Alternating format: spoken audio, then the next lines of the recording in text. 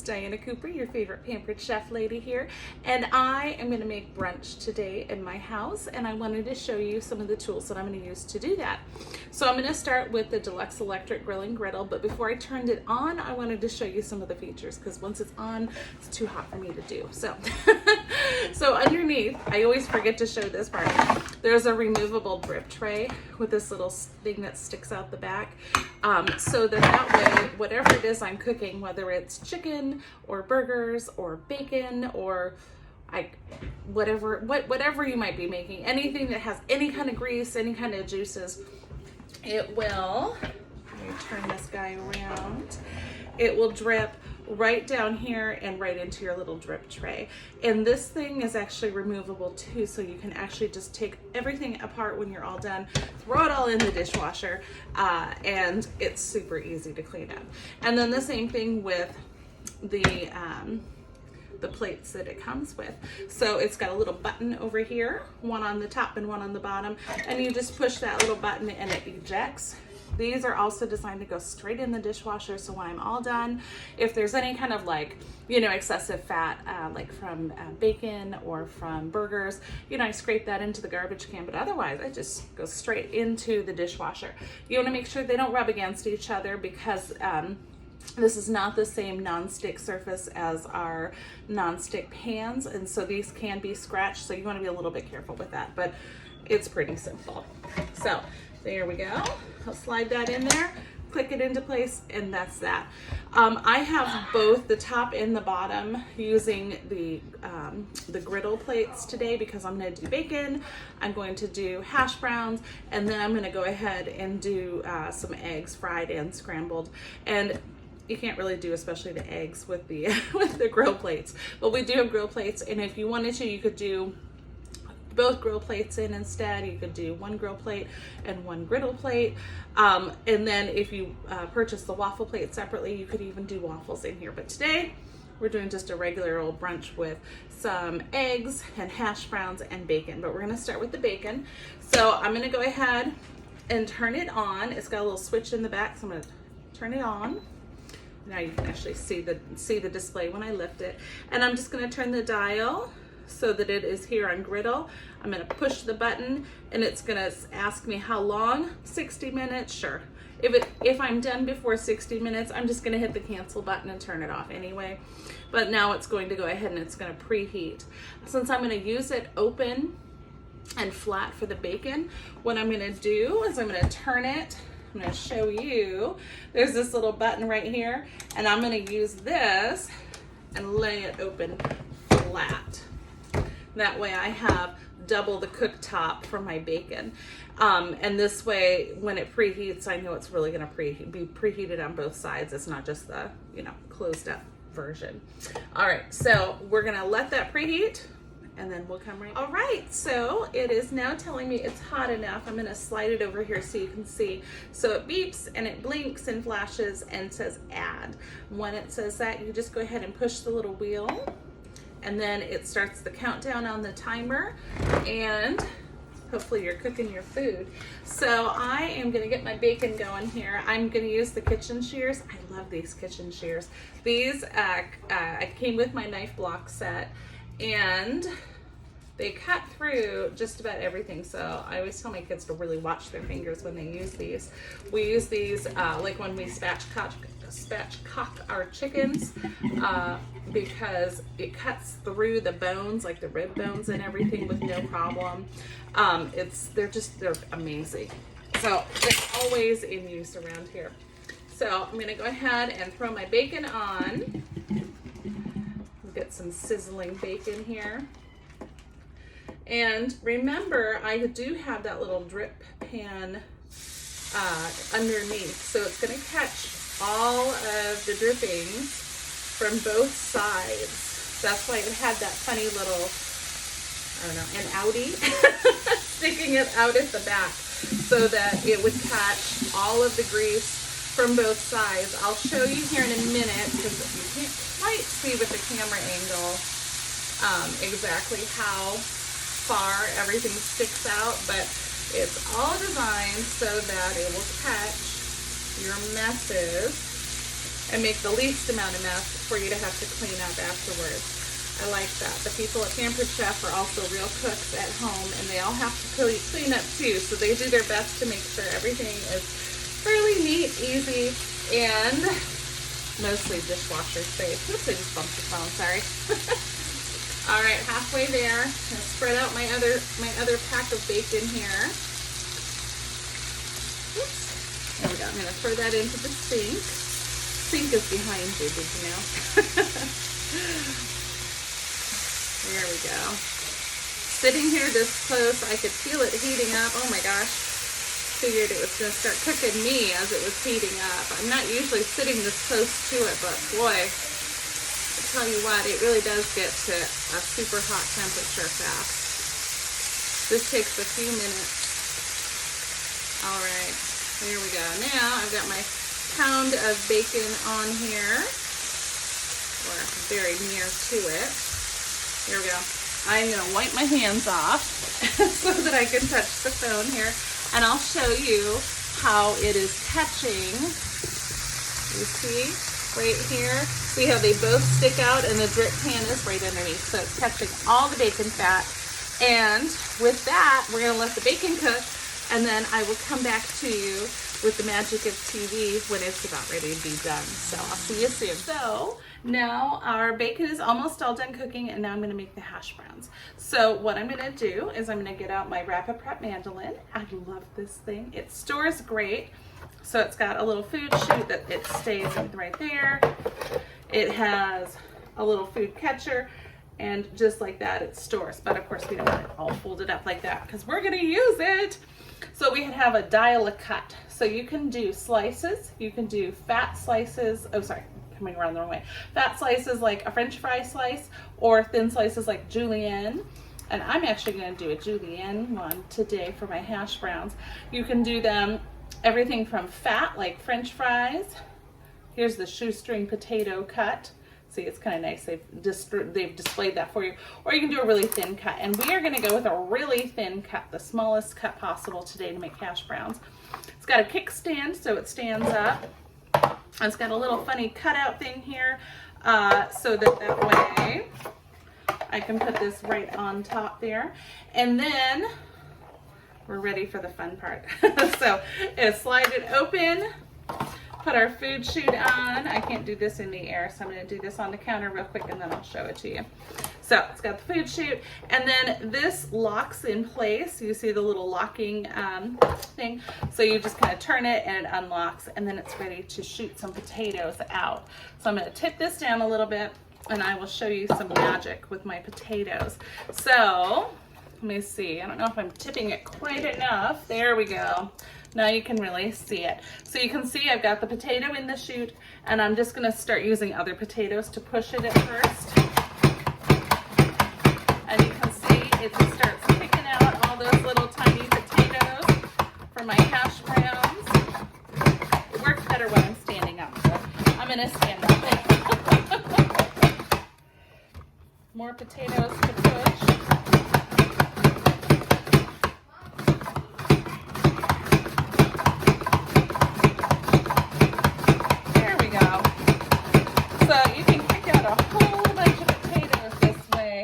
Do a whole bunch, because it seems like once I start cooking potatoes, everybody wants in on it. So use another potato to keep pushing. And if you run out of potatoes, of course it's got this little food pusher, so you can use that also to push. If you run out of space here, just slide those over and keep on going. Lots of hash browns. I love making French fries in this thing. I can make a million French fries in next to no time. And then, of course, we can eat them in next to no time. All right, that's probably enough for my first batch. So all I'm going to do is I'm going to take this away, and I'm going to use my classic batter bowl. There we go. Put those all in there. And I know I'm going to cook it with a little bit of this oil here that's going to be left from the bacon, but the top layer of potatoes won't really be getting a lot of that. So I'm going to add just a little bit of vegetable oil on top. I'm going to add some salt because potatoes love salt. And that's actually quite a lot of potatoes. So we're going to add a lot of salt. I'm going to add some pepper because I like pepper. I don't know what the potatoes think of pepper. And then I'm just going to go ahead and use my small serving tongs to give this a toss. And then these will be ready to take the bacon's place. So for the bacon, there we go. Since it's all done, I have a little dish for it. This is the small rectangular baker. I love these little tiny stoneware pieces. So I'm going to use this one, and it's got a piece of paper towel in there, as you can see. And I am going to put all this delicious bacon right in here. And then we'll be ready to cook those potatoes. So notice that the timer is still counting down here on my electric grilling griddle. There we go. Now I don't want my bacon to get cold, so I'm going to show you what I'm going to do about that in just a second. I'm going to carefully drain this bacon grease from the back. As it tips, it is going to drain down into that drip tray that's underneath. But if I tip it too fast, it'll overflow over on those sides. And then I'll just get bacon fat everywhere. Okay, so that's about ready.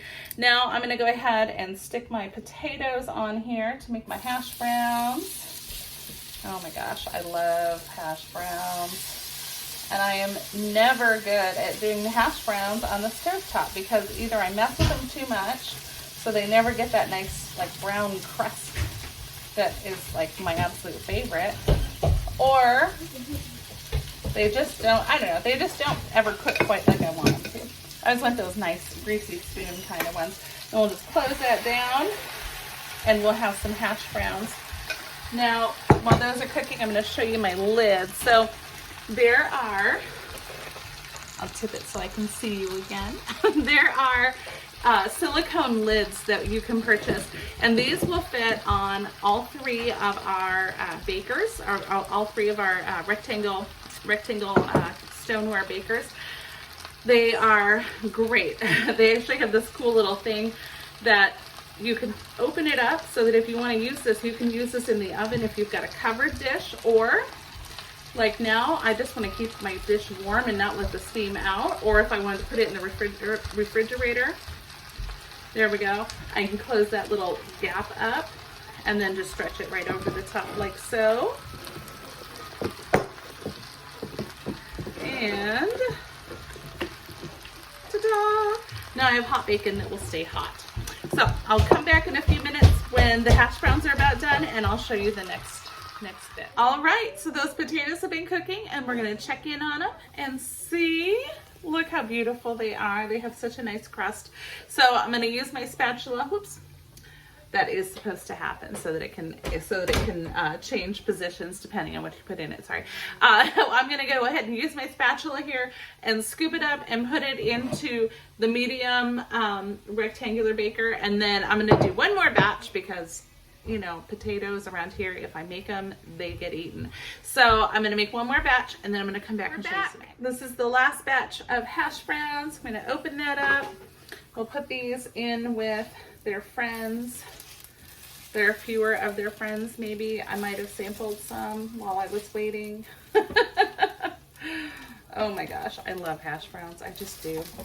And these really do come out so nice and crispy, and they cook really fast compared to the ones that you have to do in the pan, and you have to flip them, and like I said, mine never turn out as crunchy as they ought to be. There we go, got them all. All right, so there's that. I'll stack that on top of the bacon. There we go. And now we're gonna do some eggs for our brunch. So I'm gonna use the same little flipper. I love this spatula. It's just the right size for all of this stuff. I'm gonna set that aside. I'm gonna open this up again and lay it flat so I can do eggs on both sides. And I'm gonna do some fried eggs, and I'm also gonna do some scrambled eggs. So I have my eggs for frying here in my prep bowls. I have my scrambled eggs here, but I wanted to show you this is our small batter bowl. This is a 4-cup bowl. and it's great. I'm holding it so you only see the liters, but it actually on this side also has all the cup and half cup measurements. I love it. I use it for a bonus measuring cup all of the time. Plus it's got a lid so I can throw it in the refrigerator for leftovers. But I have two different whisks that are small and really helpful for this. I love this small classic whisk, and I also really like this little mini whipper is what it's called. But I'm going to use the classic whisk today to make some scrambled eggs real quick. So one side will be scrambled eggs and one side will be fried eggs, and then we'll have a fun brunch. So I already mixed in a little bit of milk and some salt and some pepper in with these, and then off we go. So let's see. Pour those out. There we go. And over on this side, I'm going to pour out carefully, because we don't want them to drain down the drain where the oil goes, right? But you can definitely do some scrambled eggs in here. There we go. I'm going to grab my, there we go, before they get away, start scrambling those up. Now the fried eggs, I'm going to have to pop the yolks because that's how my sons eat them. I have some more that I'm not going to pop the yolks on. Those will be for me. But don't be horrified, because in a moment I'm going to pop those yolks and cook them through that way. But as you can see, I love this because you can do all the stages of a nice fancy breakfast or brunch as we're having it today, all in one dish. When I'm all done, all I have to do is empty out that little tray at the bottom that has the leftover bacon fat in it, and the whole thing that goes in the dishwasher. The plates just go straight in the dishwasher because there's nothing left stuck on them, and then I just wipe down the base of the machine, and it's ready to be put away, ready for another go at things. So I hope you have seen something awesome today. Hopefully maybe you've learned a little bit about making your own hash browns at home, because between the rapid prep mandolin and this tool, I think you'll be all set for a lot of potatoes. So let me know if you have any questions or if you need anything, and I will be available.